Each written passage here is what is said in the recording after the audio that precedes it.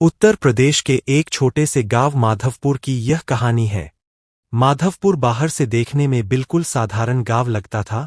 हरे भरे खेत, कच्ची पगडंडियां और बीच में एक पुराना बरगद का पेड़। लेकिन गांव के पश्चिमी छोर पर एक खंडहर हवेली थी, जिसे लोग काली हवेली कहते हैं। उस हवेली में आज भी किसी की परछाई घूमती है। लगभग 40 साल पहले माधवपुर में ठाकुर रघुवीर सिंह नाम का जमींदार रहता था। वह बहुत सख्त और घमंडी स्वभाव का था। उसकी एक बेटी थी, गौरी। गौरी बहुत सुंदर और दयालु थी। पूरे गांव में उसकी सुंदरता और मधुर स्वभाव की चर्चा थी।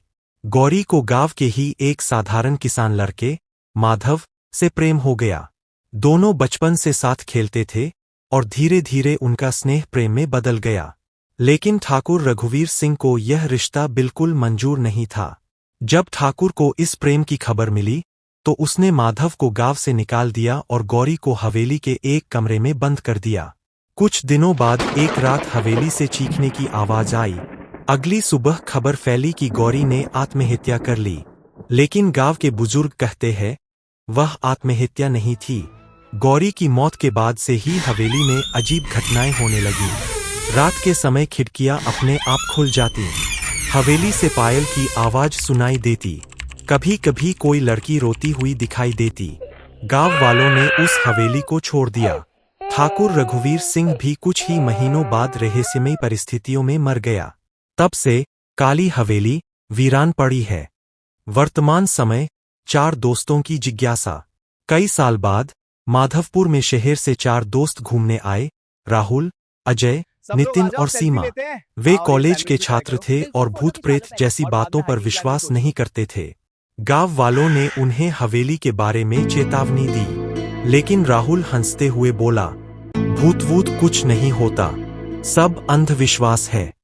चारों ने तय किया कि वे एक रात हवेली में बिताएंगे। पहली रात के 10 बजे वे टॉर्च लेकर हवेली में पहुंचे। हवेली का दरवाजा आधा टूटा हुआ था।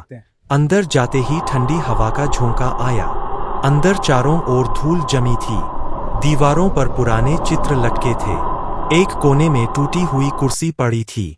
अचानक सीमा बोली, क्या तुम लोगों ने सुना? जैसे किसी ने पायल पहनी हो।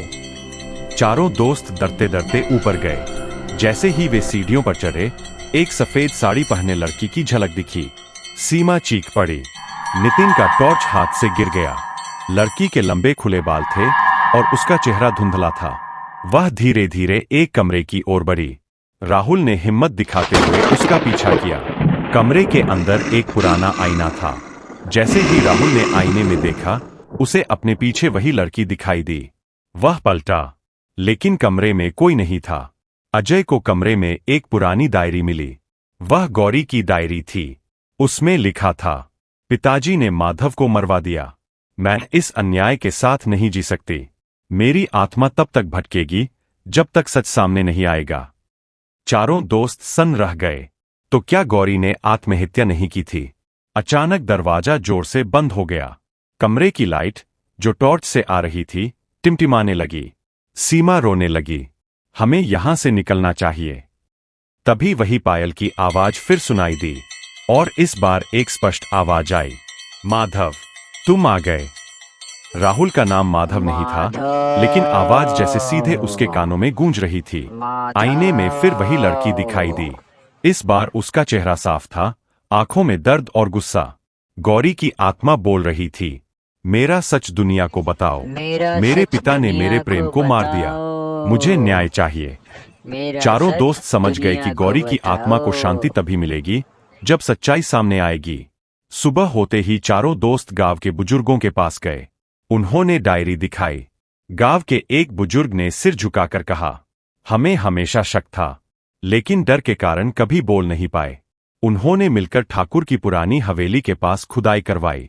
वहां से एक कंकाल मिला। वह माधव का था। गांव में सन्नाटा छा गया। आत्मा को शांति।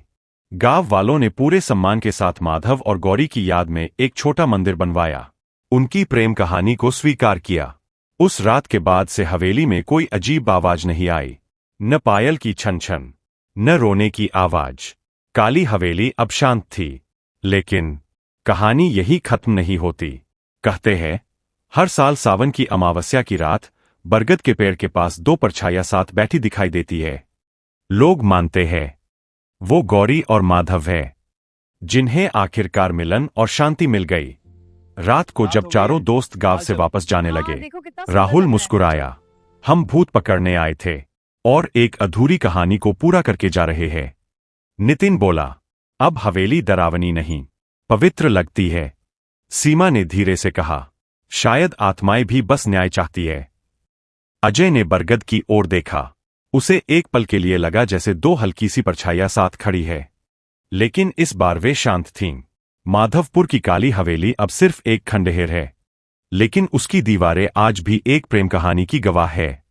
कहते हैं जब सच सामने आता है तो भटकती आत्माओं को भी शांति मिल जाती है। मैं मिलिन मेरे को धड़ चाहिए, लेने को सर चाहिए, मिलेगा क्या? अरे मैं मिलिन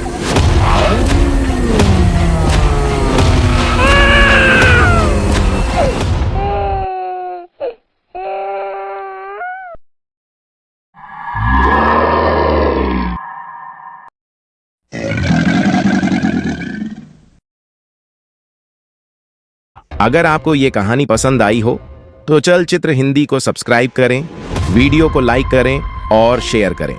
मिलते हैं अगली फिल्म की कहानी के साथ। तब तक के लिए धन्यवाद। आपका दिन शुभ रहे।